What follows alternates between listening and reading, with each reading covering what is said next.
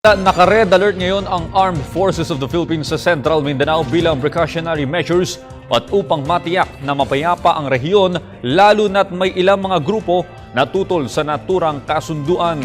Para sa detalye, balita mo kami, Waywaya Makalma.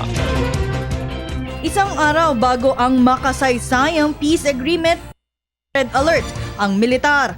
Ngunit ang Central Mindanao Command lamang ang nakaalerto na kung saan sakop nito ang mga probinsya ng Maguindanao, North Cotabato, Sultan Kudarat at Cotabato City.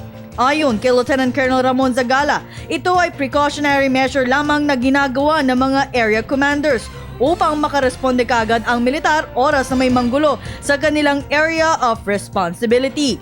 Ang Western Mindanao at Eastern Mindanao Command naman ay nananatiling naka-heightened alert. However, the Western Mindanao Command, the Eastern Mindanao Command are both declared blue alert, and the 6th Infantry Division is on red alert. This is the prerogative of our field commanders, and it's in their appreciation of and their situational awareness that dictates that. This red alert status by the 6th Infantry Division is a way to alert their troops on possible peace spoilers and to ensure that no untoward incident will happen during the silent month. Sa ngayon ay walang nakikitang banta ang militar maging dito sa Metro Manila.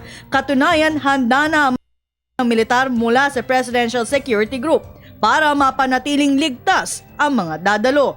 Partikular na ang mga VIPs na darating kagaya ni Malaysian Prime Minister Najib Razak, mga opisyal at miyembro ng MILF at iba pa.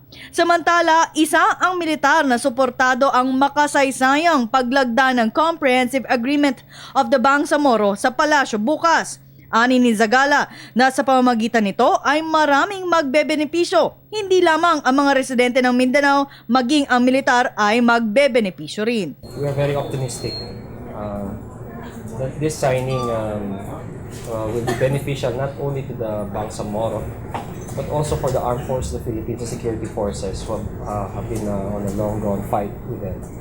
And that finally we will have peace at home.